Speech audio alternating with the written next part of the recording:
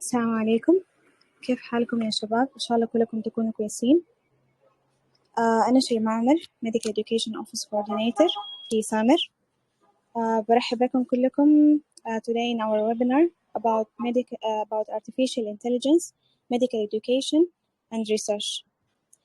Today we will have Dr. Yosra Magdi and Dr. Abdulhameed. Dr. Yosra, can you start introducing yourself? Hi, can you hear me? Yes, we can hear you. Okay, great. Hi, everyone. I'm Yosra. I'm a fifth-year medical student. I'm also the teaching assistant for the AI in Medicine elective. I am a machine learning developer at the QU Machine Learning Labs, where I design, implement, and deploy models, preventative models to be specific. Before joining medicine, I was an XR developer, so I worked in the AR VR scene, and then I turned to medicine, where I continued what I was doing. Nice to meet you all. I'll give a chance to my colleague Abdulhameed to introduce himself. Yeah, hi, hello everyone. Can you hear me? Yes, we can hear you. Okay, great. Assalamu alaikum to everyone. It's so nice to be here. My name is Abdulhameed. I'm a fifth-year medical student at the University of Ilorin, in Nigeria. I also double as the research head for the Ilamsa Malaria Club, also working as a research assistant at SAMER.It. SAMER.It is an AI community that is meant for Africa, Africans solving African solutions by Africans.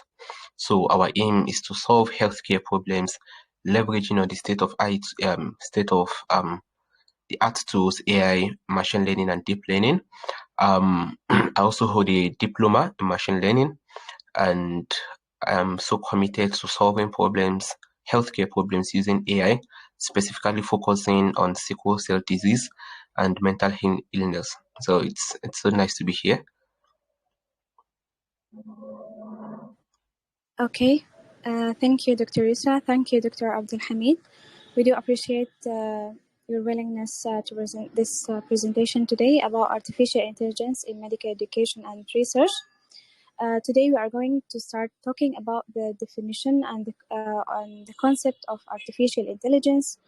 Also a little bit of history about the artificial intelligence. And then we will talk about the benefits of AI in medical education and research. And you are going to know how to apply or how to use artificial intelligence applications in developing your research and during the process as well. Now we will start with Dr. Abdulhameed. You can share your screen.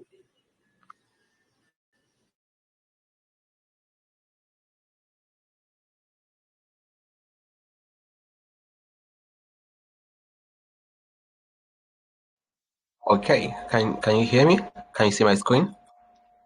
Yes, we can hear you, but your screen is not shown yet.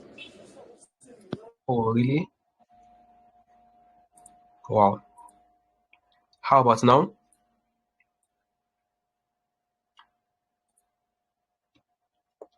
Can you see my screen now? No, not yet.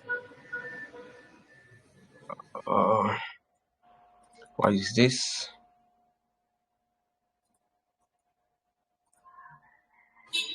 Yes, we How can about now? see your screen now. Okay, طيب. Hello everyone again. Maybe I should put on my video or something. Is that Yes. okay? Okay, so let's do this.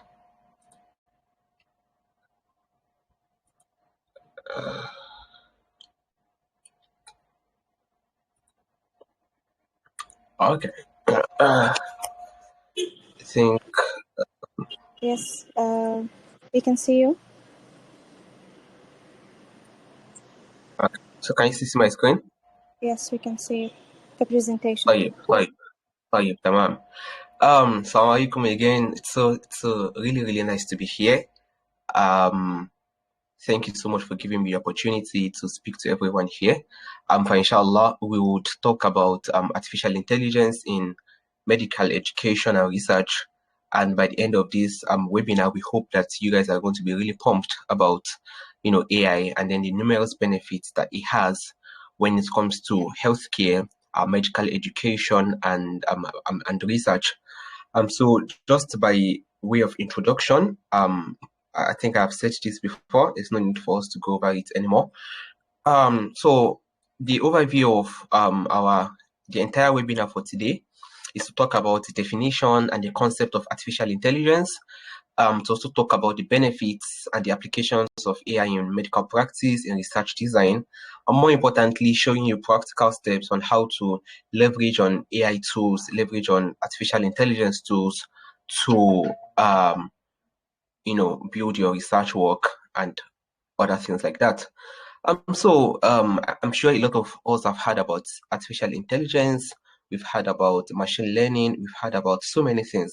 So many of us have different ideas about what AI is, and there are so many definitions of AI. And I've brought a couple of them here.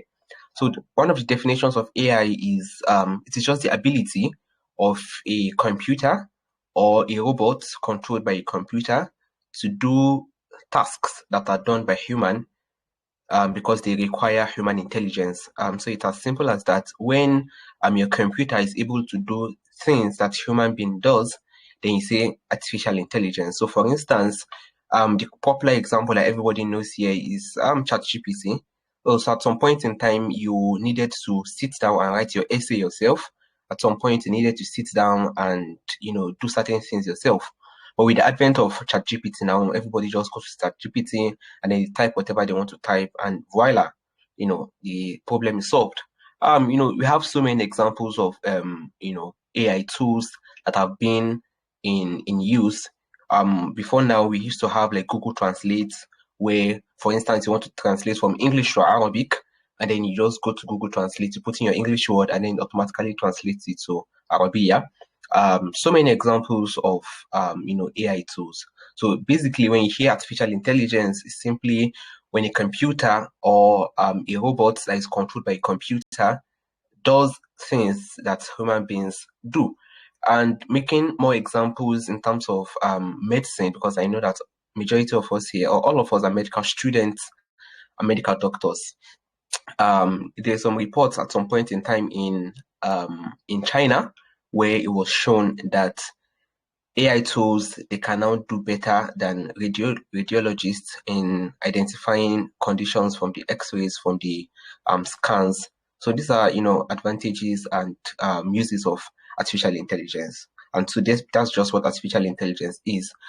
So I said it here that AI is accomplished by studying how human thinks and how human learns, and then it decides and work while trying to solve a problem, and then using the outcomes as the basis of developing intelligent software. So all of this is just simple, and this is just English, but the idea around it is for AI systems to be able to work, you need them to actually study the human being, and that is why we talk about the fact that at the end of the day, AI systems cannot wipe out the human generation, because AI needs to study how the human thinks, it needs to study how human learn, and when it studies this, it cannot work on its own. And the way it's working on its own is based on the information that the AI system has learned initially from men. So AI system understands how man behaves and then behaves the same way. And that is why you'd see, for instance, when you use certain AI tools, you would think that they are viewing your mind, but it's not so. It is simply the AI system learning about human beings and then making predictions from those particular data sets. So basically, when you hear about artificial intelligence, just think about a superhuman. That is the way you think about it. When you hear AI, you think about a superhuman. Think about a human being able to do things over 10%, and then a system that is able to do it over 100%. Now, when you hear that kind of thing, sometimes it might be on softwares, things that we use on our laptops and our phones, and it can also be hardware, things like robots, and the likes like that. So when you hear AI has different aspects. One of it is machine learning, which is the most common aspect. There's also deep learning, amongst others. So what is machine learning? Machine learning is simply, it's one of the most popular field of AI. And the basic concept is simply, you want to make machine learn from data, just as the same way human beings learn from experience. So let me just give you an example to make this clear. So when you have a baby, you can see the picture there. When you have a baby, the baby goes into the kitchen and then she puts her hands on a very hot substance, a hot plate or a hot pot or something. And then she begins to cry. And then maybe 2 days after, she goes into the same kitchen again. She sees that same hot plate. Automatically, she knows that this is danger. And so she's not going to put her hand there. What she did there was to learn from her experience. Initially, she had no experience of hot plates, but now she has experience of hot plates. And then she's learning from the experience. So the same way human beings learn, that is the same way AI system learns. And how do you tell them to learn is through what we call machine learning. And so why do we now need AI in medical education? One is because AI can learn through data, right? So we just pass in a lot of data to the AI system and it learns. AI can teach itself because when you pass in data to it, it understands and then it teaches itself. AI can also respond in real time, like ChatGPT. Immediately you press in your prompt, you get a response real time. AI achieves very good accuracy. If you have heard of Retina AI is an app that is used to detect what we call diabetic retinopathy. So it's just like a camera, you open it and it has been shown to prove more accuracy than ophthalmologists. And you can also see that AI has been proven to be intelligent. When they released ChatGPT, said it passed the USMLE exam. So these are the reasons why, AI in medical education has shown much more impact. And these are the reasons why, these are the roles of AI in medical education, providing new opportunities. If not because of AI, we would not be here discussing about artificial intelligence. So it has provided a lot of opportunities. I have gotten so many research grants and awards because of my papers on AI. Secondly, is that medical students can now simulate complex scenarios and receive feedbacks. Chatbots and virtual assistants also, they help AI students. So this is just like a basic introduction to artificial intelligence. I don't know, Dr. Yusra should take you through the applications and the benefits of AI in medical practice. Yusra? Yep, can hear you. Can you hear me? Yes, I can. Okay, great. All right, so just give me a second. Let me just set this up. So would you prefer if I turned on the camera too, or how does this work? Shema? Yes, I did not hear you. Yeah. Yeah, can you hear me now? Yes, now I can hear you. Okay, great. Let me just go back to the PowerPoint because I'm using my phone. Okay. Here we go. Just a second.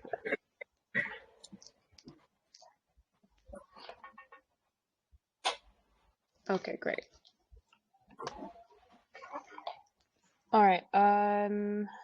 Let me just go back to the channel.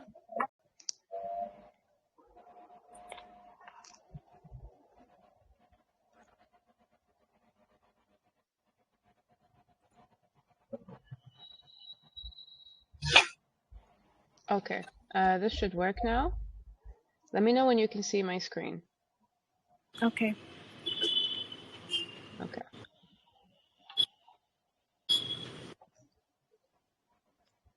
Okay, can you see my screen? Yes, we can see it. Okay, perfect. Just a sec. Let this load.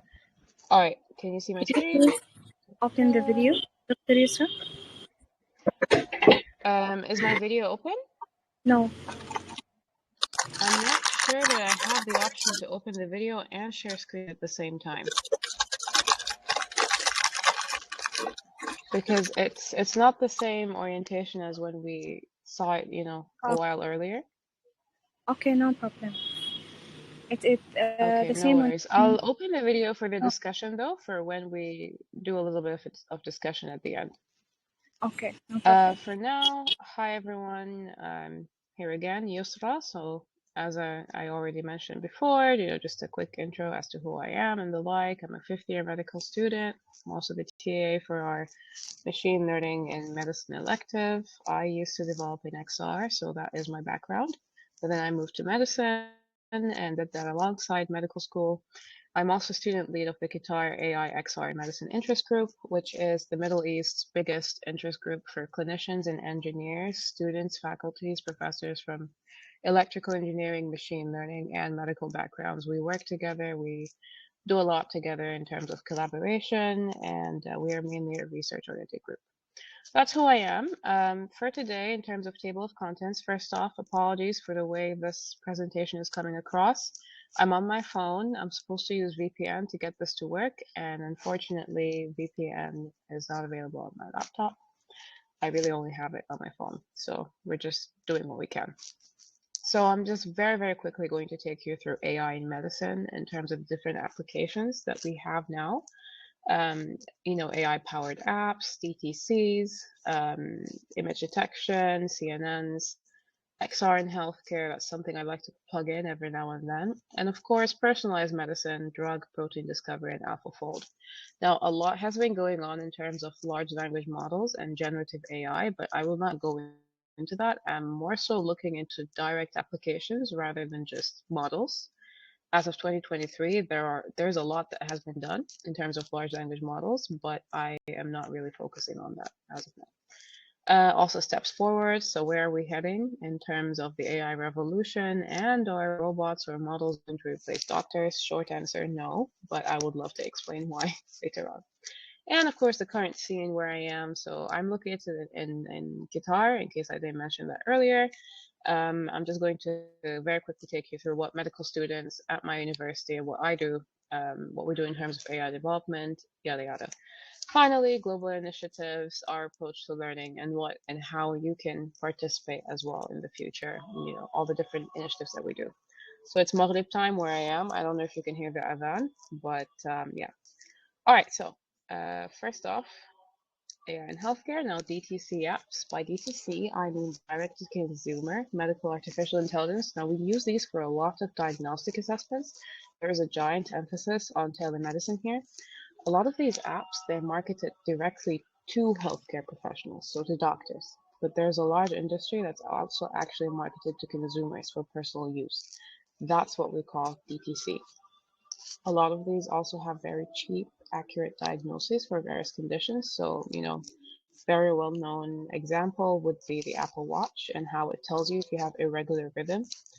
And in a sense, they do tend to be limited in their medical literacy and also very risk averse about their health outcomes. So, in terms of ease and frequency, the ease and frequency in which AI ML apps can be used, and the fact that they're also very increasingly prevalent in the consumer market, is reason for being very careful as to how to effectively regulate them. How can we place boundaries such that these facilities, these advantages, and this whole element of cutting corners is not necessarily taken advantage of by either party, whether physician or patient. So a lot of that came through during COVID, and a lot of laws were simultaneously placed. I'm not really going to go into that, but yeah, I'll try and keep this short just so that we can get to the part, or the fun part. Okay, now in terms of drug and protein discovery, right now, as of now, and I would say pre large language model era, the biggest bet was placed on in the realm of drug discovery. And for good reason, actually. The average cost of bringing a new drug to market doubled over the decade because 9 out of 10 drugs would fail in the final 2 phases of clinical trials. Most of the money actually goes to waste. So what does every large pharma company want to do? They want to work with an AI-focused startup. They want to see if they can raise a return on their investment. So what an algorithm can do here is sift through millions and millions of compounds and just narrow the options for a particular drug target. So very exciting, but even more so illustrative would be AI systems, how they can identify entirely new targets. They spot these subtle differences at the level of tissues, right? So whether it be genes, whether it be cells and the like, between, let's say, for instance, a healthy brain or one marked by Parkinson's. These are differences that yourself and I, we both cannot tell, right? Because we are both human scientists. These differences can even elude or mystify us, but behind an AI system, for instance, you would have all these common vector formats. These would, let me actually take you through one of the examples. Let me take you through, let's see, what would be more exciting? Let's go through this one, right? So in front of you here, you see a common vector format. This is generally used, and we're here, it's really used to represent biology and chemistry. We're trying to push biological information into most of the existing steps of drug discovery, right? So the pipeline, boosting the accuracy in terms of prediction and covering connections between small molecules, other biological entities. So what machine learning does is gives you a set of tools. These tools will improve your decision making and discovery for well-specified questions. Okay, I don't know if you've heard of AlphaFold before, but AlphaFold was quite the hype and is still quite the hype. It can accurately predict 3D models of protein structures, and that was big news because this is completely revolutionizing the potential to accelerate research in almost every field of biology. So inside every cell in your body, you have a lot of tiny molecular machines. They're all working very hard. This is what allows your eyes to detect light, your neurons to fire, all the instructions in your DNA to be read. That makes you who you are, the unique person that you are. These are all proteins. So when we figure out what makes up these proteins, right? When we figure that out, when we know the exact 3D structure, that is a significant breakthrough, especially when we know it down to atomic accuracy, because what can you do with that? You can identify disease faster, especially malignant disease, cancers, disease in vital organs like the eyes and the like. So what we used to do in months and years, AlphaFold now does in a weekend. Okay, in terms of medical scan interpretation, and this is the field that is very near and dear to my heart. So that same sharp-eyed ability that AI demonstrates is also being deployed to interpret medical scans. A lot of the systems that we know can already detect early signs of cancer, things that can be missed by radiologists, or just see things that are beyond human capacity, like assessing cardiovascular risk from a retinal scan. So the FDA actually approved imaging algorithms at a rapid clip, and that was as of 2021, if I'm not wrong. 2021, late 2021, and then other AI applications actually lied a little bit further down the road as of 2022. So the question lies in whether or not this same sharp-eyed ability, that's what I would call it to simplify, whether or not it would actually lead to dealing or preventing prescribing errors and early warnings of disease, but most importantly, simplify today's electronic health records, right? All their EHRs, or some people call them EMRs, Cerner, Echo, whatever system use Epic. Some of the world's biggest tech giants are currently working on it, and there's huge potential here. Another area I want to look into is deep learning. So deep learning has potential to transform medical diagnostics, right? Deep learning algorithms. I should actually explain what I mean by deep learning algorithms, but these are algorithms or certain, I'll use the word function here just because it's easier to imagine. But these algorithms or functions will use architecture like convolutional neural networks, and that's very different from a traditional machine learning approach that Dr. Abdulhameed described. So these are distinguished by their ability to learn complex representation, because what you want to do here, you want to improve your pattern recognition. So you don't want to require human engineering and domain expertise. You don't want to require that in structuring the data, in designing the feature extraction, or the ability to look into whether or not something exists, and if so, what to do with it. No, what you want to do here is you want it to learn on its own, learn to have these complex representations so that it can improve the pattern recognition from raw data. Hope that made sense. I would love to sort of, if you'd like more info detail on this, feel free to ask me later on. I'm very much so coming to the end of my presentation because I'm trying to make this more so interactive. I want to hear from you. So feel free, ask me about anything. And yeah, okay. So moving on here, fear not, this is just a small look into machine learning model development, application modeling for medical image classification tasks. I'm not going to go too much into it, but this is probably what you would see in most papers that have to do with the creation or development of, you know, different models. So lots of diagrams here, lots on underfitting and overfitting, but we're not going to go too much into that. I'm more so trying to give you an overview of what AI does and where it's useful as of today. Now, personalized medicine is giant in AI, especially in the East. So South Korea, for instance, the world's probably 11th largest economy, if I'm not wrong, home to all the tech giants, Samsung, LG, and so on. They have a huge number of people, 51 million people in South Korea.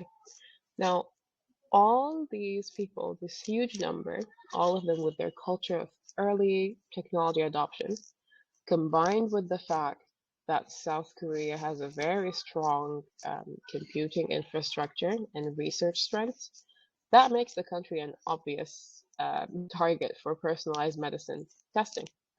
There are a lot of clinical trials going on, and many of them happen in South Korea. South Korea is where you hear of things first in terms of wearables. So, for instance, taking EMR data, electronic medical record data, integrating it with genomic data, for instance, taking that and adding it to your daily mobile health data that's collected from your wearables, like your smartwatches and so on.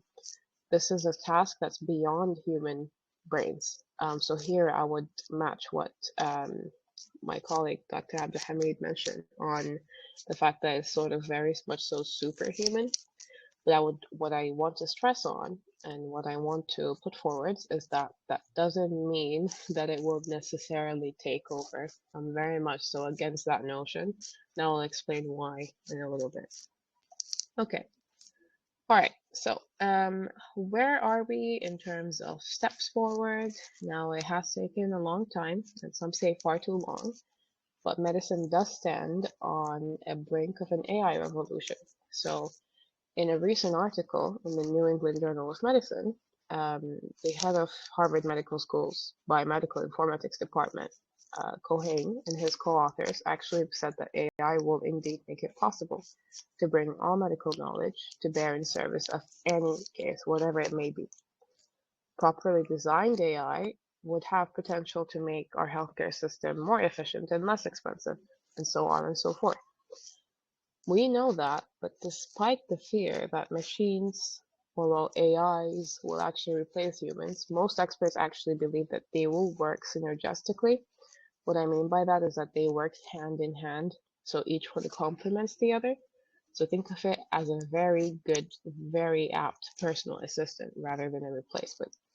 The biggest concern here now is a shortage of people in the medical field with two things: biomedical knowledge, so the stuff we study in medical school, and then algorithm building proficiency. So the ability to be able to manipulate, model, create, or even just use at that level algorithms. If this problem can be solved, then the key to creating successful AI applications in healthcare will definitely depend on the quality and quantity of what we feed that algorithm. That depends on whether or not the person or the team that's deployed to do that has that biomedical knowledge background. And this is why I would encourage you to not only stay at that level where you're just trying to learn how to use these tools, but actually go a bit deeper and try to learn how to build these tools, because that just brings you to a whole other level. Okay, my next slide on data. So I'm just trying to make a point here that we rely on three things: data and just more data in general. That's all that a model is about. I'm not going to go too much into it. Abdulhameed explained that, more than he emphasized that more than enough. So last things, final thing on what experts say about AI. Lots of people from all over the world have their opinions. You'll have your own opinion too after doing some research, but the general notion is that machine learning algorithms do have potential, especially successfully within healthcare.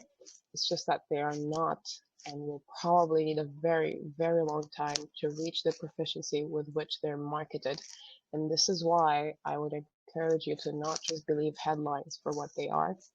Actually, go ahead and try to learn about overfitting, underfitting, and all these different concepts with which you can criticize models that you read about in papers, because that's what's going to sort of differentiate you from the rest who would, because they don't have that ability to know what it means to have a certain score for a model or an algorithm. They would not be able to tell, is it good, is it bad, is there even such thing as good or bad? But I would encourage you to go do exactly that. Okay, last thing last, what's the scene like where I am? We do a lot of things. We build our own DTC apps, so we try and take apps beyond the pipeline.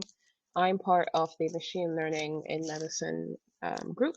So we are a giant lab. We started around 3-4 years back, and I have been there since. I work there part-time alongside completing my medical studies. This was one of the things that we worked on during COVID times. We are now working on all sorts, whether it be, XR use in surgeries, whether it be detecting glaucomas using very specific markers, or even just trying to determine lung sounds in general and classifying them accordingly. There is a lot that we work on, and everything, lots of exciting progress too. It would be great if someday we can see something like this where you are at your university. I would encourage medical students to always take initiative like so. Okay, a few things that we've also worked on and are currently working on. Lots of work, not going to go through it, but thank you. This was really it from my end. Hope you found this useful, and I hope I didn't take too much time. It's 5:36. I believe we have a good number of minutes for the demo. I'm just gonna stop sharing screen. It'd be nice if I could have like 5 minutes-ish just to see if there's any questions, because I really don't know. I can't see if there's any questions. Okay. I just have added a section for comments and questions. Does anyone has a question? You can write it in the section for comments and discussion.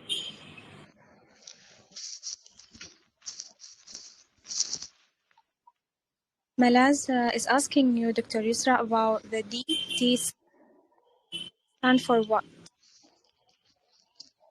I'm sorry, DTC? Yeah. DT. Yeah, so as I explained earlier, DTC stands for Direct to Consumer Medical Artificial Intelligence Apps. So direct to consumer means, hold on, let me open my front camera for this one. Can you see me? Yes, we can see you. Okay, great. So thank you, Malaz, for your question. So DTC stands for direct to consumer. So that just means we're taking it directly from our end, from our pipeline to the consumer, usually via app, via website, and so on. Does that make sense?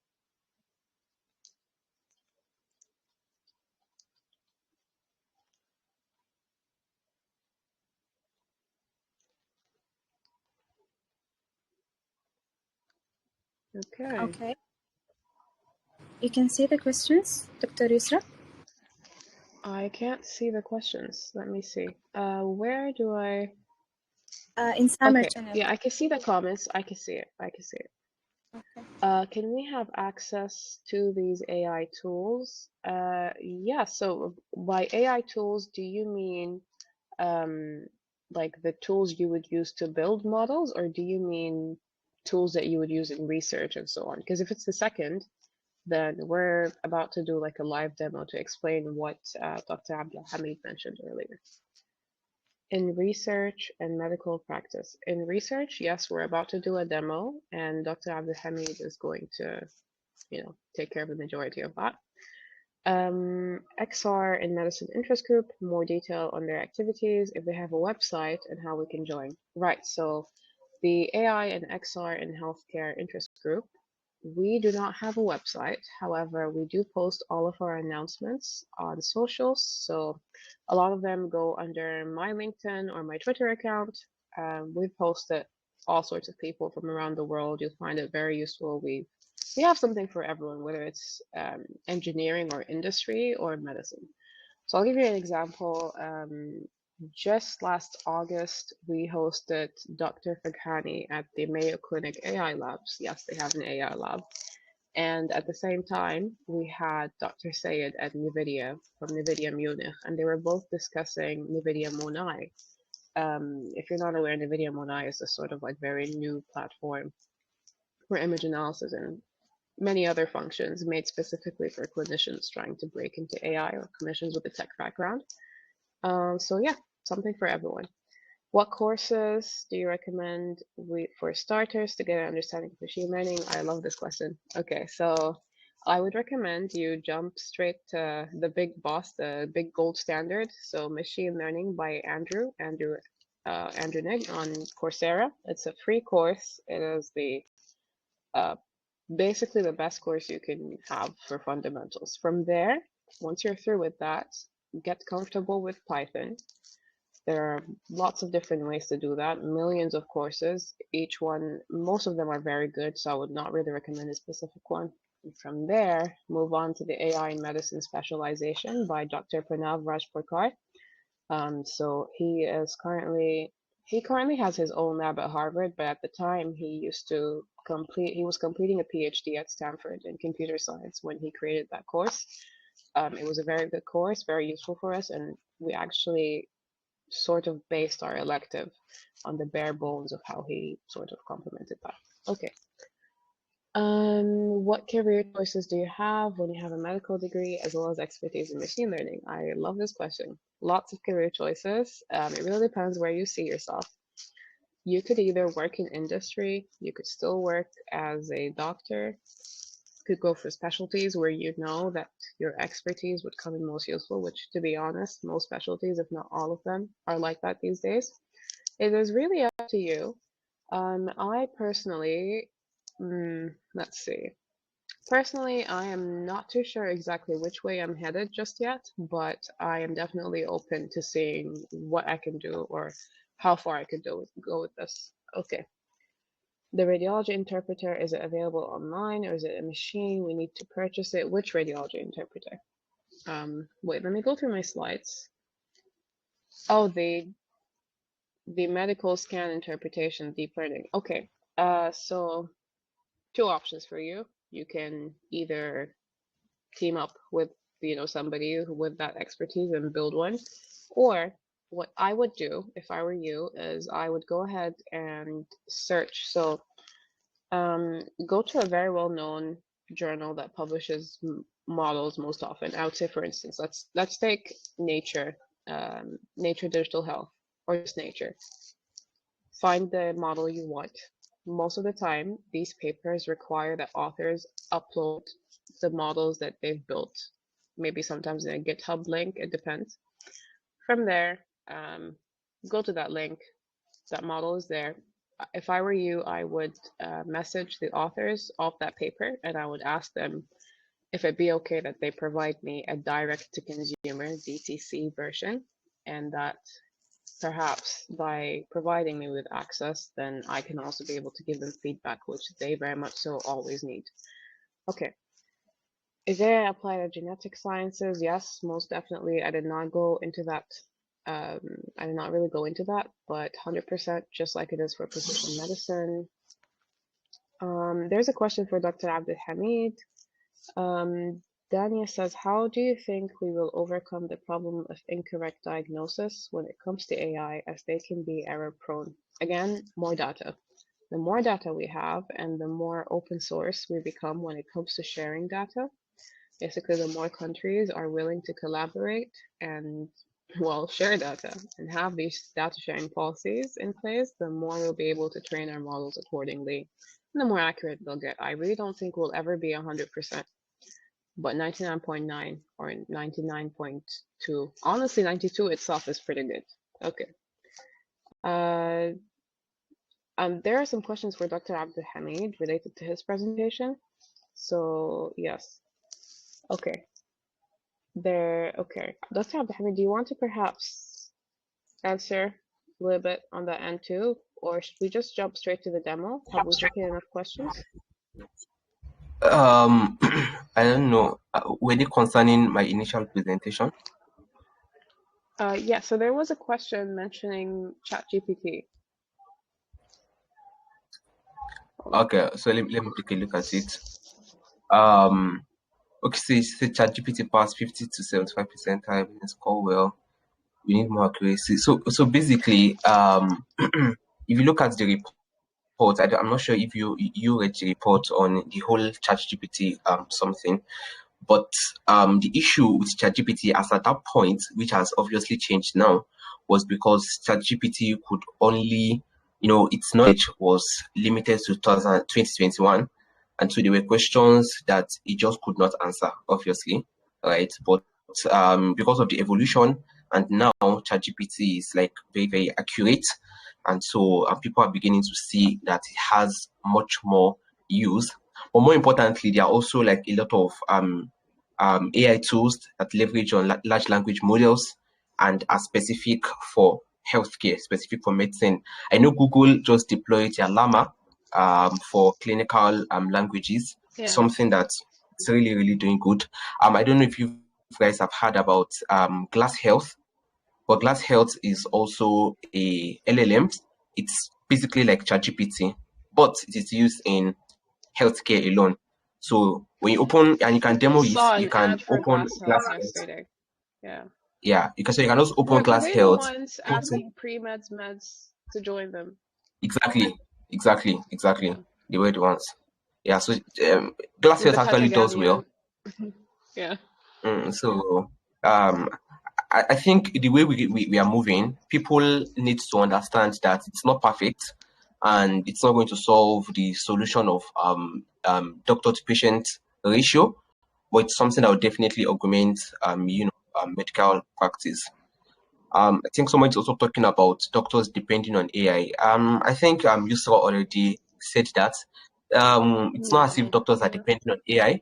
It is just doctors being augmented by AI. We still have people going through the rigorous residency to become a specialist, right? There's no amount of AI that would be able to do that. But more importantly, one thing about medical practice is that medical practice is one that allows for physical interaction, right? You cannot remove that aspect of physical interaction from medical practice because you ultimately have to do your physical examinations. You have to be able to show empathy to your patients, which AI systems cannot do that at the moment. So at the end of the day, we have AI systems augmenting, and you would see it that hospitals that they make use of AI, they have much more efficiency than hospitals who do not make use of AI. It is just the truth of the matter, and like a lot of papers have shown that. So that shows it. I think we can go to the demo session, and then we can come back and have like a fireside chats I'll and just have very discussion. quickly answer this question by Sabah. Did you meet any dentists who engaged the field of AI in your network? Yes, many actually. I would say the College of Dentistry at QU, so I'm from Qatar University. The College of Dentistry there is very big on AI applications, even more so than the College of Medicine, and we are really into that sort of stuff. So yes, many dentists in the field of AI. If not, honestly, there's a large boom there. I'm always hearing of something new coming up, even more so than medicine, which is quite something.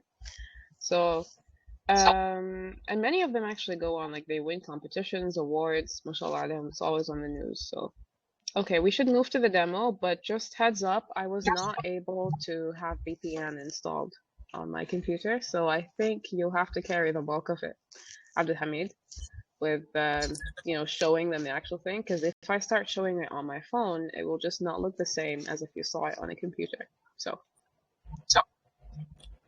all right, no problem about that. We can do a couple of things. So guys, so what I just want to show you now, it's regarding research. I know a couple of us, for those especially who, if you are considering the US, you want to do SMLE, you want to go to UK or something like that. I don't know if you guys do that. When in Nigeria here, people finish medical schools and then the next thing is USMLE, every next country. thing is PLAW. Yeah, no matter where you are. Yeah. Yeah. So research is actually a very core concept and core more important aspect of medicine. But more importantly, beyond you just doing it for the sake of getting into matching for your residency, is that you're also contributing to the body of knowledge when it comes to medical knowledge. And I think that at this point in time, there are much more opportunities because AI now gives you a variety of things that you can work on. And so for me, anytime I am on ward rounds, anytime I'm in clinics, anytime we go for theater sessions, the next thing that comes to my mind is AI can actually do this. Has any study been conducted on AI doing this? So things like that are things that you begin to think about when you get yourself involved into AI. And so research itself is something that is a very daunting task. And I think a lot of people used to run away from, working on research. But now we have lots and lots of AI tools. I'm going to be exposing you to a couple of them. And you see, maybe at the end of the day, you might have a couple of interests in using some of these tools, right? So if I go back to my presentation, I listed about 10 to 12 AI tools, and we would just look at a little bit of them. I want us to really chat much more than another thing. So let me just share my screen. Okay, so whilst you share screen, all right, never mind, it's through. Yeah. Okay, great. Right. All right. Yeah. Also here, I just wrote a couple of AI tools that are useful at the moment for maybe not just medical research, but all forms of research. So you have on Riddle, you have ChatGPT. Everybody knows about ChatGPT. You have Listening.io. You have PaperPal. You have Elicit. You have Connected Papers, Tome, Jenny AI, Site AI, Trinker AI, and then Researcher Life. So let us start from the very basic one. Is there anyone who has any research idea? Is there anything that is fascinating to you? But you don't know where to start from. You don't know absolutely anything to write about it, but you have a topic and you are fascinated about it. Can anybody maybe say something? So we can at least build up from there and see how we can begin to populate our research work from that. Okay, so I opened a couple of them down already. So initially, way back about when I was in in my second year, everything we were doing was, if you want to do anything, you have to either go to Google Scholar or you go to PubMed. That was like the go-to for anybody. So here, you want to do any research work, you go to Google Scholar and then you start reading. Then you have to read a lot of paper. Then we moved from there to learning about citation tools like Mendeley, like Zotero. We started using those ones, and things were becoming way better. Rather than you writing your citations yourself, you could have Mendeley to do the citations for you automatically. But now we are in an entirely different era where you have to know how to use AI tools to ease your stress in terms of conducting a research. So I don't know if anybody has any research, or I can't see the discussion, so I don't know. Yusra, is there any research topic that you think that we can work on? Right. Okay. Or anybody has said anything? Let's see. All right, let's go for bio bandages. Come again? Bio bandages, so BIO bandage. Okay. Just this? Bio bandages, and they're used in foot ulcers. And they are used in what ulcer? Foot. Foot F-O-O-T. ulcer. Yeah. Okay. So initially, in the days back, where you were using Google Scholar, and you just have to now start reading about all of these things. At this particular point in time, if you look at what Google Scholar has brought here, it has brought out a couple of papers, right? For me, I don't know which one is more relevant, even though Google Scholar claims to sort it by relevance. But you also know that for academic papers, you have to cite 5 papers, not less than 5 years below. So all of those issues, these are issues that you face when you make use of Google Scholar. So for these ones now, I don't know exactly if this is good and how much it is relating to my paper. But more importantly, even if I've decided that, oh, this paper is actually good for my paper, I don't know how to start writing. That is where AI tools come in. So one of the very cool AI tools that you can use is Jenny. So I think let's just go from here. You can use Jenny.ai, which is one in numerous tools I'm going to show you. So Jenny.ai is to supercharge your writing just the way you've seen it. So you can click on Jenny.ai and then you can log in. I think I already have an account with them, so you can just easily log in.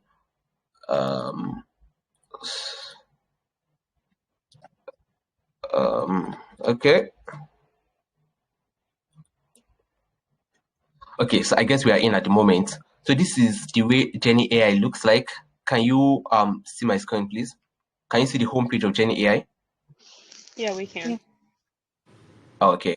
Yeah. So if you see this is the way Jenny AI is, and there are numerous things that you can do, right? So initially it's asking you what are you writing about today, right? So that same thing that we did here, and then we were just confused as to where to actually start from. You can just copy that same thing, buy bandages, and they are using foot ulcers, and then come to Jenny.ai and then place it here. Now the reason why this is very much better than using ChatGPT is because ChatGPT gives you a broad base knowledge, right? So it brings knowledge from Wikipedia, it brings knowledge from all of those things. But ideally, when you're writing a research paper, you don't want to take your source from Wikipedia, because anybody can just post anything on Wikipedia. You don't want to take your source from just a random website where you don't know the owners, you don't know if that website is an academic authority. That is the advantage that Jenny.ai gives to you. Jenny.ai ensures that everything that you're writing is one way or the other related to a particular paper, and it makes it very easy for you to reference. Now these days, ChatGPT is doing better, but then you are really confused as to if I pick something, if I write a prompt to ChatGPT, how do I reference that kind of thing? So in Jenny.ai, you don't need to worry about that kind of thing, right? So if you look at the prompt here, you would see that this prompt is an average prompt, which means that it might not really do well, but let's just go on it like that. Also, if you are thinking about what are the outlines that you want to write this paper on, right? Say you just want to write an essay on biobandages and their foot and they are using foot ulcer. So you can check this box. You check this box, it will allow automatic creation of outlines, such as for each of the outline you cannot decide on populating them or not. And so you click on start writing here. Now, one of the numerous benefits of this is that automatically Jenny AI is connected to Grammarly, right? So it automatically corrects all your grammatical errors. And you can see it here now.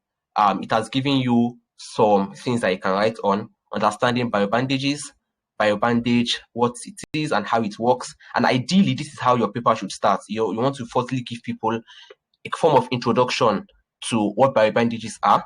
You want to let people know what biobandages do, how do they perform their work. Then more importantly, you now want to talk about it in relation to your foot ulcer. So these are a lot of outlines. This is something that you'd ideally not see in some other tools. So now beyond that, also it generates words for you. It's an LLM, so it was built over LLMs. So it generates words for you such that, for instance, now it's telling you that biobandages are groundbreaking technological advantage in food of. So if you like it, you can just click on accept here, and then it works. And then it continues to populate things, or you can continue writing. You can see it continues to populate and keep populating and keeps populating. Now you can keep writing, and so much. Now you can see that this is one of the benefits of Jenny.ai. It's already automatically referencing it. Now, if you want to, you can now click on this reference and then go and read the paper. You see, it automatically directs you to the paper where you can now read on the paper that particular individual cited. So this is the paper, Wound Healing Effect of Micronized Sartain, this. So if you're interested in this paper, you can read it. If not, you can change it. You can also cite it whatever way, either in a narrative format or in a parenthetical format. Automatically, the way it's doing this, you already have your bibliography, which is also called references here, where you can change this from APA 7, you can use Harvard, you can use IEEE, different things that you can do. You can also, for instance, you can click out of this and then come to AI commands here. When you look at AI commands, you can ask it to paraphrase. You know, when you're paraphrasing, if you're writing for an academic paper, you can paraphrase it academically. If you're writing for a blog, you can write casually. If you want to persuade somebody, maybe a pitch, you can do persuasively. If you're writing something to a friend, things like this, you know, if you want to shorten it, if you want to expand it.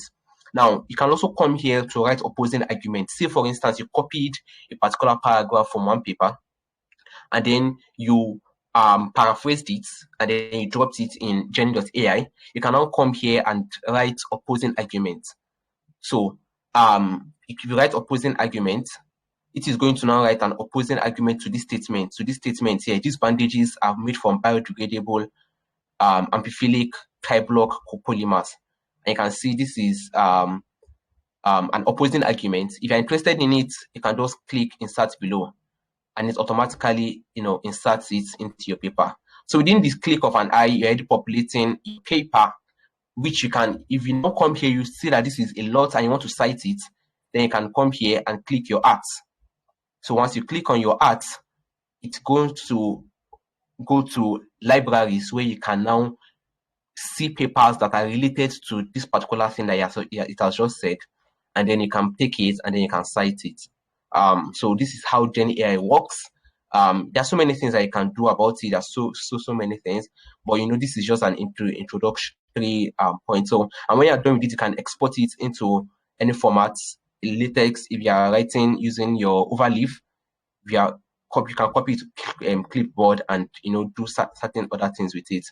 So this is how Gen AI works. So for me, when I want to write research papers, the first thing I want to do is, let's go to Gen AI. Let's see what Gen AI has to do for us.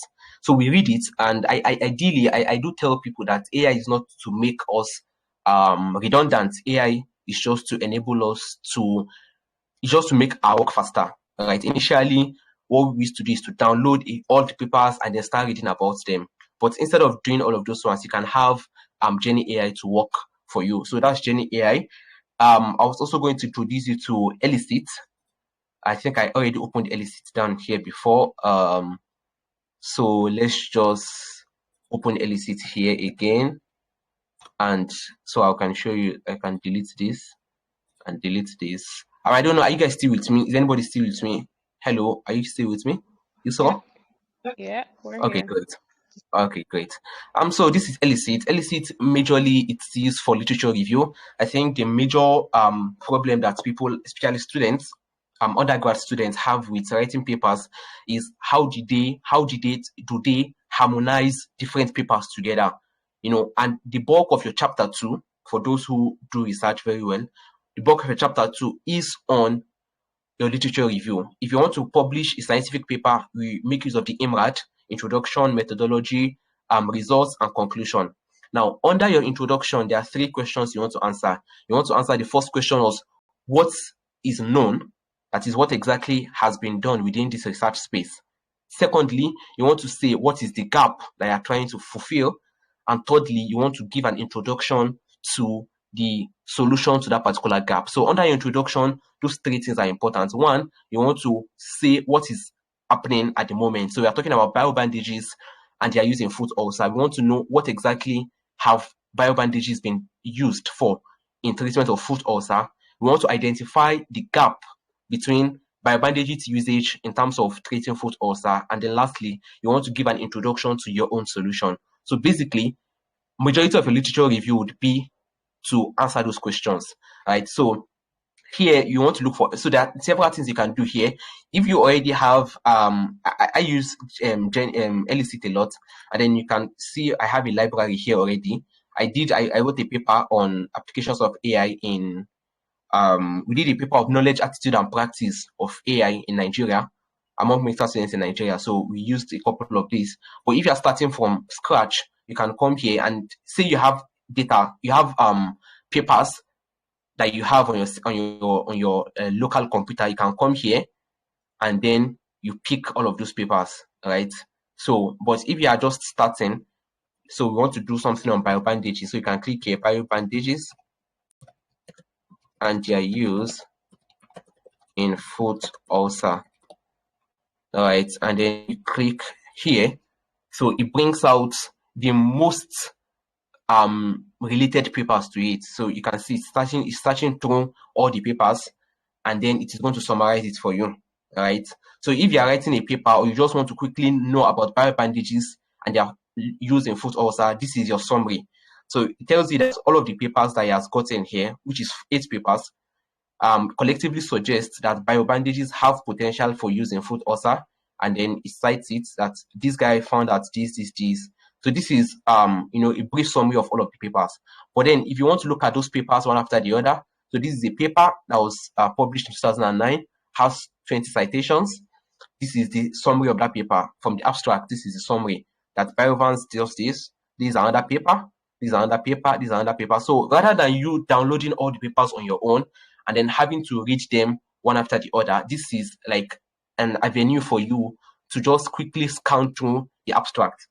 Now, if you look at this paper, pilot trial for Biovans collagen-based wound covering for diabetic ulcers, and then you can click on the paper itself and see an abridged version of the paper, right? So that gives you an idea of whether this paper is important for my study or not, right? Rather than you reading onto the entire paper, it gives you just a very short. If you look at other papers here, this is paper that was 2017. This is another paper in 2019.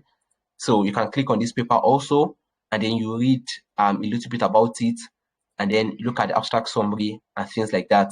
Now, if you use and because this SAMER.It, you can pay for it for the premium. Now, once you pay for the premium enables you to do a lot of other things. So the premium is what we call critiques. So it critiques each paper. It critiques all the paper, and ideally it's supposed to be here. So we have one that we use for the university, so I cannot just use it here. But what it does is that when you have like SAMER.It, a premium version, it gives you the critique of each paper, and then it gives you the limitation.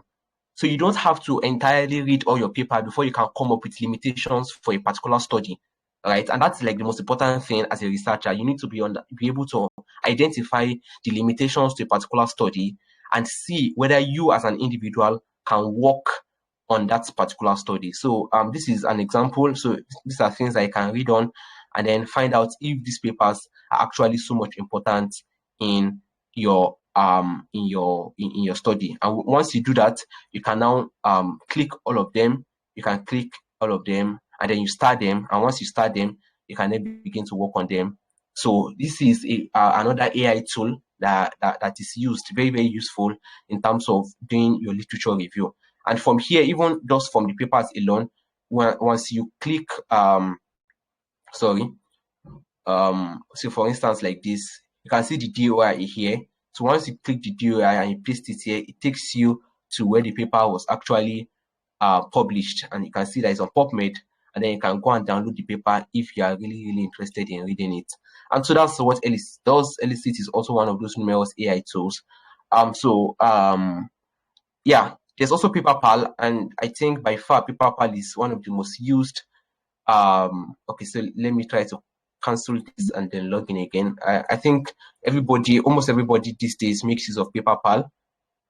So PaperPal is a comprehensive AI tool, and what it does, it kind of like it brings together a lot of things. Initially, before all of these AI tools came in, we used to use things like Quillbot. We combine it with Grammarly. We combine it with Turnitin. We combine it with PubMed, Google Scholar. A lot of. So for a start, you can have people opening about 20 tabs, but with PaperPal, you actually do not need that. So there are two things you can do. It's either you want to start your new document or you want to upload a document. So as I said when I was doing my introduction, that for me, I have a special interest in sickle cell disease, because I really like pediatrics a lot, and I'm doing something at the moment on sickle cell disease, trying to model hydroxyurea response using artificial neural networks. Now, I just uploaded this just to give you an example. So this is the raw version of my paper. We are still working on it. This is how we are trying to populate it. Now, I want to use PaperPal just to show you how we can do certain things, right? Also, for instance, now, if you come here, this is the first thing you want to do, language. So it shows you places where you could easily, where you have like grammatical errors, rather than you trying to pay for Grammarly or trying to pay for Quillbot or trying to pay for any plagiarism app. So what it does is that immediately you upload your paper to PaperPal, it scans through it, and you can see scanning at the moment. So when it scans through it, it tells you all the places where you need to put something. Maybe you want to rephrase it, maybe the statement is not correct grammatically, maybe the punctuation marks are not there, certain things. You also come here where it shows you the synonyms.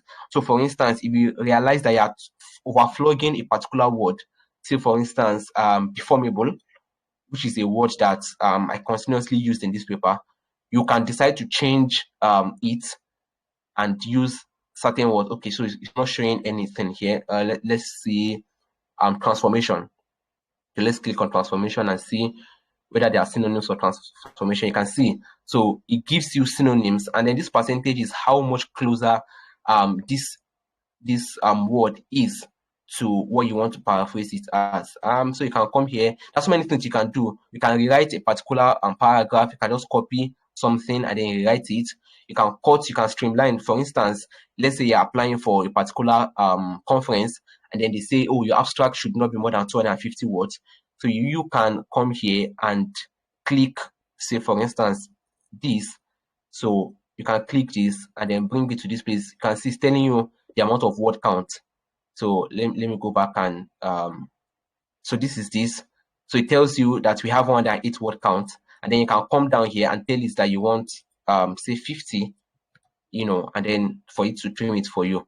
So this is the trimmed version of your word. So you can also come here, and for instance, if you want to translate from English to Arabia or English to something else, or you want to most times this is usually very, very good for papers that mix it, that mathematically inclined papers. You can actually put in mathematical equations, and then it's going to translate it to you, right? So it's going to translate it into English. If it's Arabic, it's going to translate it to English. If it is Africa's, any term at all, you can get it translated on this page. So there are so many numerous things that you can actually do with PaperPal. I see I'm taking too much time already. So this is where PaperPal works for you. May I just add something? Yeah, sure. Right. So just like a sort of warning sign to everyone to not rely on these tools to come up with the entirety of your manuscripts, or even just part of your manuscripts. I would say rely on them to refine what you already have, because if we go to an AI detector, I don't know if you can open one of them right here. Just any AI detector, just Google it, AI detector. And we can take something that's maybe generated by PaperPal, for instance. Yeah.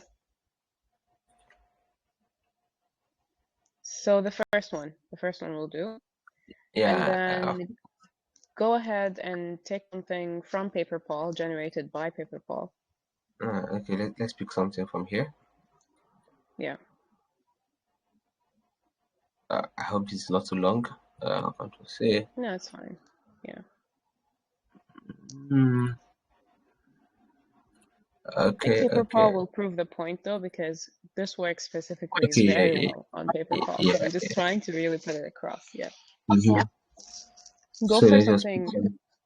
Don't put any content that you wrote for any papers, because it puts it through the system.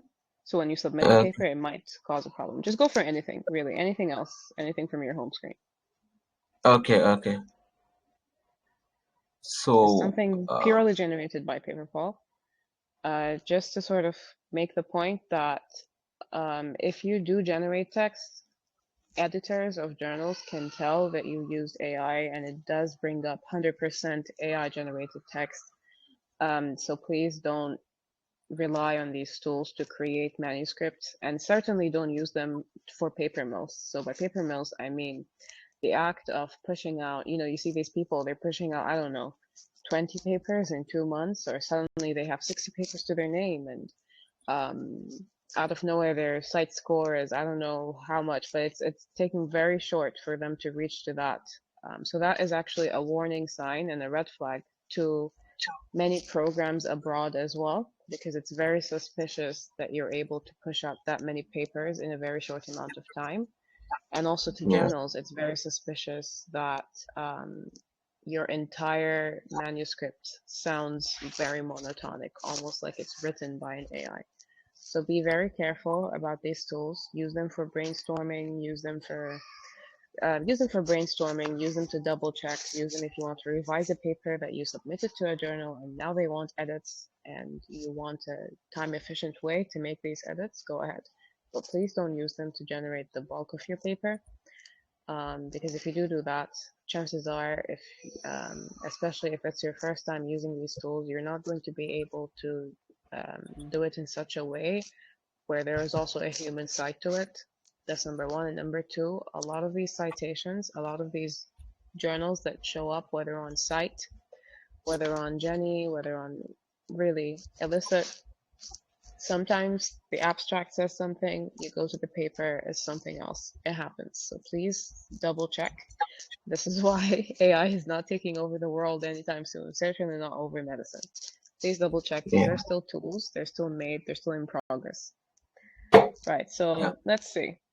This is 3%. That's good Yeah, for I'm 3%. not sure if this is so much accurate. Yeah, I don't know. there are plagiarism detectors by journals that would actually really be able to tell. But if what I've noticed, and the Mm-hmm. example that comes across often is PaperPal Okay. generated text. So if you go Mm-hmm. on PaperPal and you use their Copilot, they have a new generative AI Copilot that rephrases text for you. Okay. So it I've makes not tried text that either before. more formal, more academic, and so on. So once you do Okay. that on PaperPal and you put it through an AI generated, an AI detector, it gives 100%. Wow. So yes, and it's a very new tool. It just came out a few days back, the generative AI feature on PaperPal. This is what I'm Okay. saying. These are all very new tools. They're constantly being worked on. Please don't Yeah. use this to, sort of streamline your entire research process unless you really know what you're doing. Just use them for the boring parts where it's like you have that blank paper and you don't know what to start with, etc., etc. But otherwise, Yeah. please don't. For me, I think that the whole uh, basically for me, I think it is more about trying to should I say refine your work. Say you have written something Exactly. and then Yeah. you want to kind of like refine it, not using it as the background to your study, because it makes you a very bad researcher. And for me, Yeah. it's what we call academic dishonesty. That's academic dishonesty, where you're not really Yes. contributing anything, you're just leveraging on some, all in the name of wanting to publish papers. And it makes absolutely no sense. So I think that there was this study I did recently where we shared out questionnaires to people, asking people what they majorly use. No, okay, sorry. So I was trying to submit my paper for New Rips. I don't know. So one of these New Rips workshops. Now, if you go to New Rips now, you want to submit papers for New Rips. What New Rips is one of like the biggest AI conference in the world. And this Oh, host New conference Reps. every year. Yeah, the one in New Yeah, Orleans in December. exactly.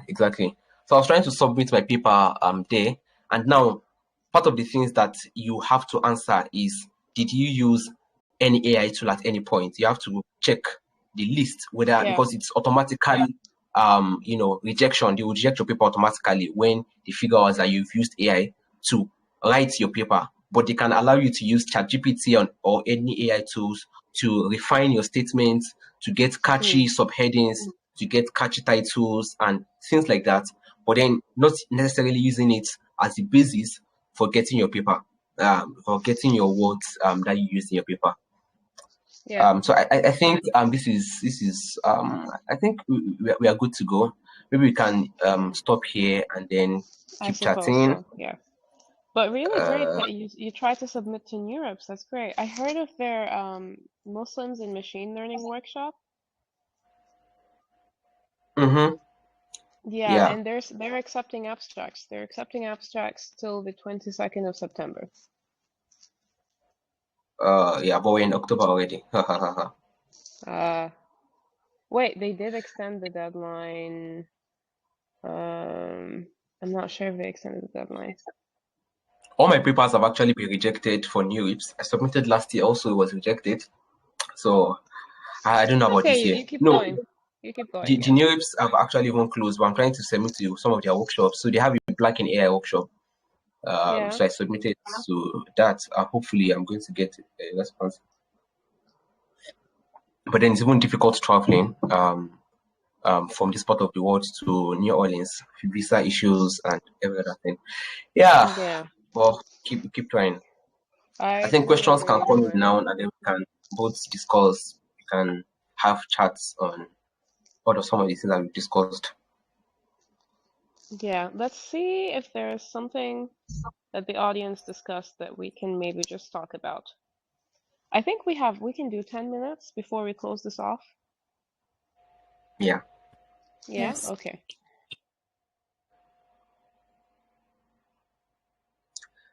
I don't know if Shaima can assist us. It seems that there are so many questions. Maybe Shaima can just pick a couple of them, and then we will answer it. Sorry, I just have noise at the background, but I will read the questions. So it is asking about when submitting our work, what concern can be raised on relying on AI, not overly, and is it partially unethical to construct something aided by AI? Also, can you repeat the name of the paraphrasing tool? Okay, I just want to say something here. Using artificial intelligence applications or not, it depends on the journal that you have chosen. Okay, because some journals say that it's okay to use artificial intelligence application, but some of them they do not prefer that. Okay. Um, okay. Does anyone have any question? You can write it in the comments and discussion section.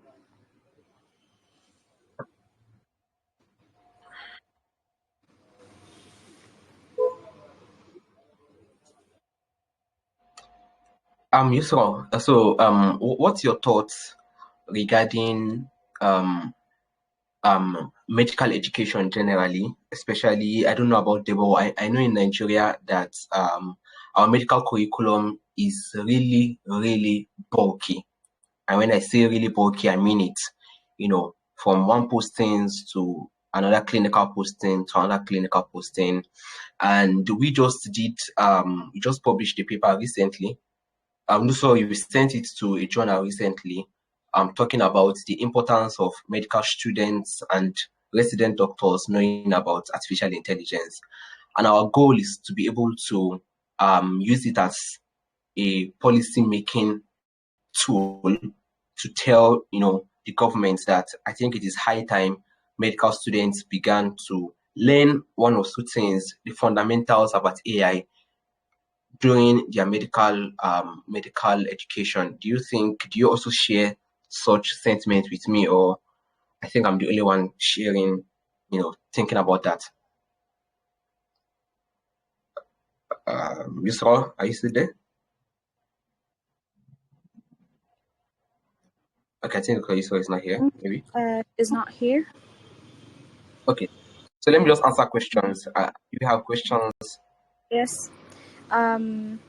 Zainab asking about what the AI tool similar to ChatGPT that is only for healthcare. Okay, yeah, that is Glass Health. Glass Health. So Glass Health, and it allows you to generate differential diagnosis and also then generate management plan. So I don't know the levels that everybody are, but if you are in the clinical section, you would know that, for instance, when you have a patient that comes to you, say for instance, you have a 24-year-old lady who comes with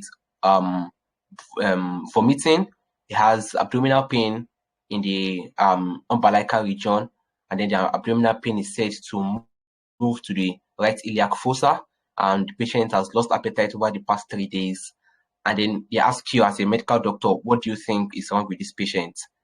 So in your mind, you start thinking about different diagnoses, which we call differential diagnoses. You're thinking of, can it be ectopic pregnancy? Can it be acute appendicitis? Can it be perforated? No, maybe not perforated yet, but can it be ulcer? Things like that. So that is what, if you paste that kind of thing to ChatGPT, it might not be accurate. But if you do that for glass health, it's usually very accurate. So you can try glass health. I wish we had more time. I could have shared my screen and show you how glass health works. But yes, glass health is the name. I hope that answers your question. Okay, thank you so much, Doctor. Isra is asking about, can I use AI to paraphrase? Yes, you can. Yes, you Okay. can use AI to paraphrase. And that's one of the things that we've said, that you should not rely on AI to write, but you can use AI to paraphrase. Right? So for instance, if you read a particular paper and then you see a paragraph that you are very much interested in, you would now copy the paragraph and paste it on any AI tool. You can use Quillbot, you can use PaperPal, paste it on any AI tool and then paraphrase it. So once you paraphrase it, then you can include it in your own paper and then cite it. It's very important for you to cite. If not, you are doing what we call plagiarism, and plagiarism is academic dishonesty. So even after you paraphrase, you still have to cite. Very important. Yeah. Okay, thank you. Kofran is asking about what AI tool that can facilitate process of writing a questionnaire to be precise, standardized questionnaire. Well, I wouldn't advise for you to use AI for questionnaires. Ideally, the very good research process is that if you are doing a particular study, so each study most have the questionnaire that they usually use. For instance, if you are doing a study on mental health, there's a certain questionnaire that majority of the researchers have agreed on, which is what we call Collis Mental. So Collis Mental is a standardized questionnaire that almost everybody use when they are doing study on mental health.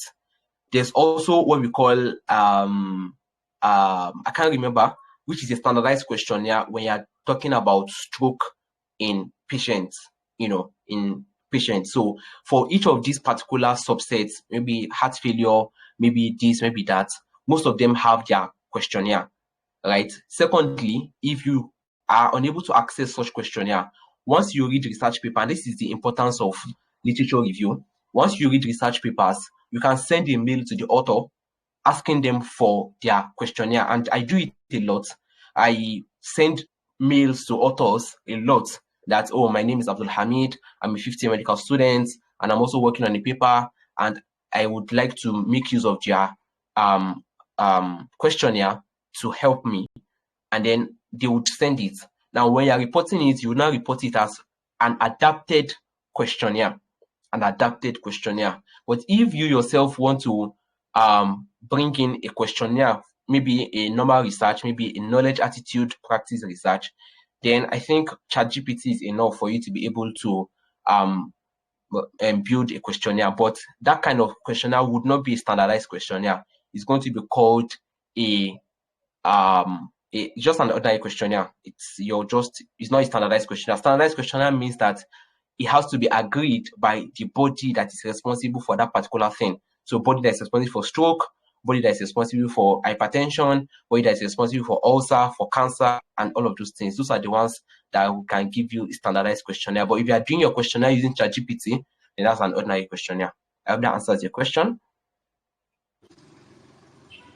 Okay, thank you so much, Doctor. Okay, Omni, I think, is asking, does AI has a part in bioinformatics? Yeah, AI has a very big part in bioinformatics. In fact, majority of people, or majority of masters and PhD, you would see them saying that you should come for bioinformatics. So AI has a very, very big role to play in bioinformatics, actually. There are a lot of papers that you can actually see that people have actually done in terms of what's it called, in terms of bioinformatics. And there are a couple of AI organizations that are into bioinformatics. I know about 54Gene. You can go and check about 54Gene.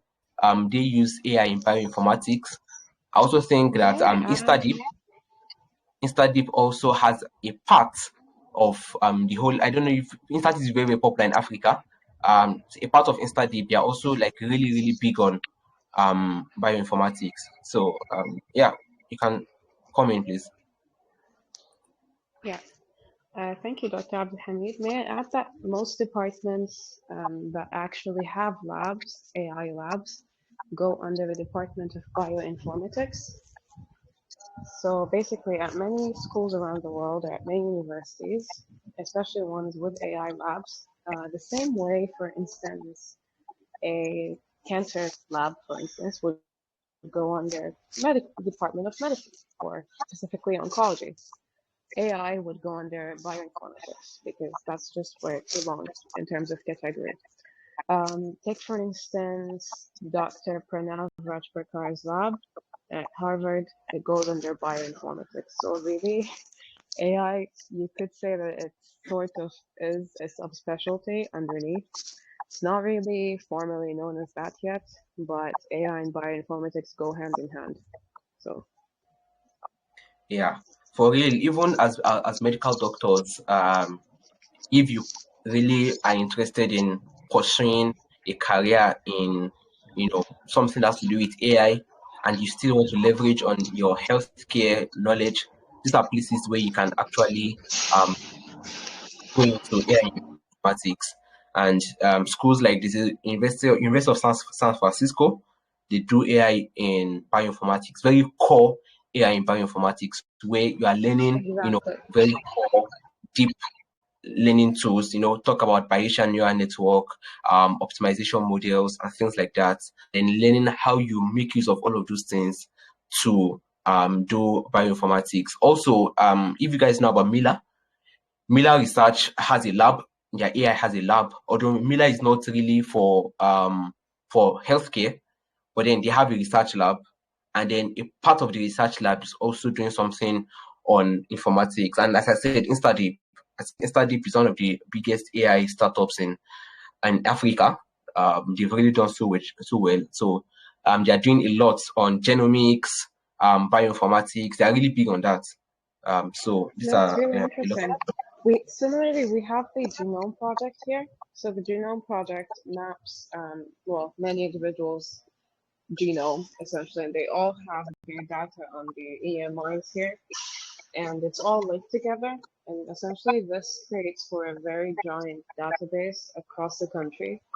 And you can do a lot with that. There are a lot of algorithms that you could get working with that. You could study things like hip morphology. You could study things like how diet correlates to how diet and genetics correlate to weight, etc., etc.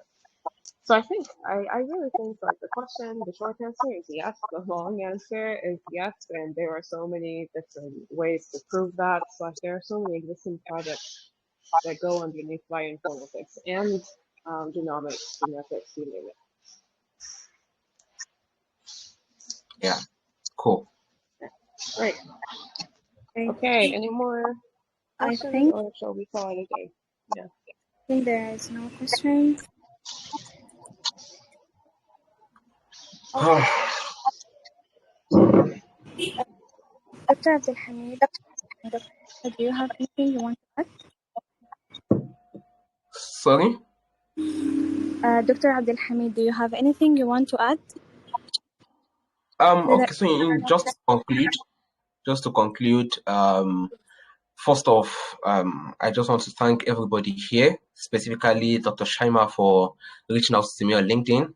I think it was really wonderful for her to just have messaged me just like that. Thank you so much for giving me the opportunity to just say a little bit of what I know.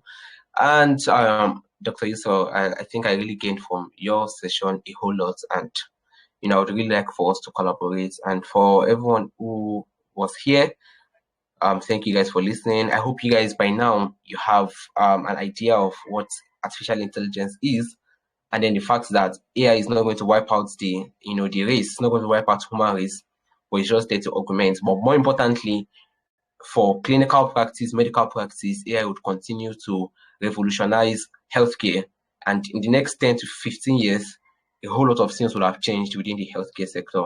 So my advice for everybody is, get started, learn AI tools, start with doing courses, go on to learn Python, go on to learn deep learning. If you are interested in natural language processing, do that.